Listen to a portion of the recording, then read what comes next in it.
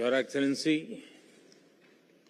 Chancellor Karl Nehammer, दोनों देशों के डेलीगेट्स, मीडिया के साथियों, नमस्कार। सबसे पहले मैं गर्मजोशी भरे स्वागत और आतिथ्य सत्कार के लिए चांसलर नेहमर का आभार प्रकट करता हूं। मुझे खुशी है कि मेरे तीसरे कार्यकाल की शुरुआत में ही ऑस्ट्रिया आने का अवसर मिला। मेरी यह यात्रा ऐतिहासिक भी है और विशेष भी है। 41 साल के बाद किसी भारतीय प्रधानमंत्री ने ऑस्ट्रिया का दौरा किया है। ये भी सुखद संयोग है कि ये यात्रा उस समय हो रही है जब हमारे आपसी संबंधों के 75 साल पूरे हुए हैं। फ्रेंड्स, लोकतंत्र और रूल ऑफ लॉ जैसे मूल्यों में साझा विश्वास हमारे संबंधों की मजबूत नींव है। आपसी विश्वास और शेयर्ड इंटरेस्ट से हमारे रिश्तों को बल मिलता है। आज मेरे और चांसलर नेहमर के बीच बहुत सार्थक बातचीत हुई। हमने आपसी सहयोग को और मजबूत करने के लिए नई संभावनाओं की पहचान की है। हमने निर्णय लिया है कि संबंधों को स्ट्रैटेजिक दिशा प्रदान की जाएगी। आने वाले दशक के लिए सहयोग का खाका तैयार किया गया है। यह केवल आर्थिक सहयोग और निवेश तक सीमित नहीं है।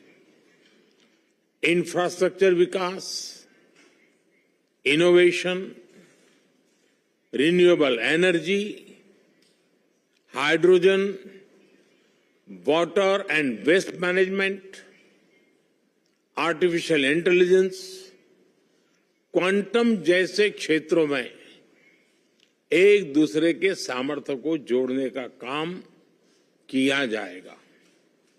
दोनों देशों की युवा शक्ति और आइडियाज को कनेक्ट करने के लिए स्टार्टअप ब्रिज को गति दी जाएगी।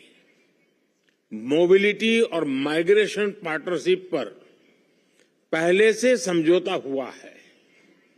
यह लीगल माइग्रेशन और स्किल्ड वर्कफोर्स की मूवमेंट में सहयोग देगा। सांस्कृतिक और शैक्षणिक संस्थाओं के बीच आदान प्रदान को बढ़ावा दिया जाएगा। फ्रेंड्स, ये हॉल जहां हम खड़े हैं बहुत ही ऐतिहासिक है। 19वीं सदी में यहां ऐतिहासिक वियना कांग्रेस होस्ट की गई थी। उस कॉन्फ्रेंस ने यूरोप में शांति और स्थिरता को दिशा प्रदान की थी। मैंने और चांसलर नेहमर ने विश्व में चल रहे विवादों, चाहे यूक्रेन में संघर्ष हो या पश्चिम एशिया की स्थिति, सभी पर विस्तार में बात की है। मैंने पहले भी कहा है कि यह युद्ध का समय नहीं है। समस्याओं का समाधान रणभूमि में नहीं हो सकता। कहीं भी हो, मासूम लोगों की जान की हानि स्वीकार्य नहीं है।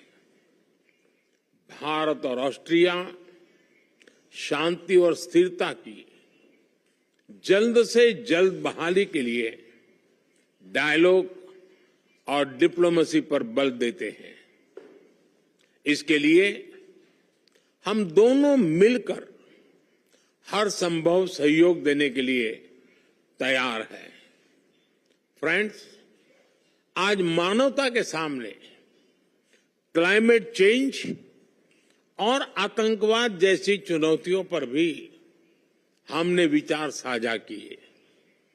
क्लाइमेट के विषय में अंतर्राष्ट्रीय solar alliance, coalition for disaster resilient infrastructure, biofuel alliance जैसी हमारी पहलों से जुड़ने के लिए हम ऑस्ट्रेलिया को आमंत्रित करते हैं।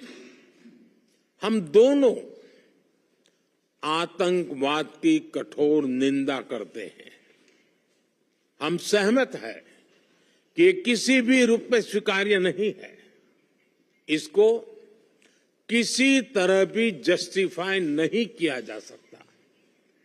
हम संयुक्त राष्ट्र संघ और अन्य अंतर्राष्ट्रीय संस्थाओं में रिफॉर्म के लिए सहमत हैं ताकि उन्हें समकालीन और इफेक्टिव बनाया जाए। फ्रेंड्स, आने वाले महीनों में ऑस्ट्रिया में चुनाव होंगे।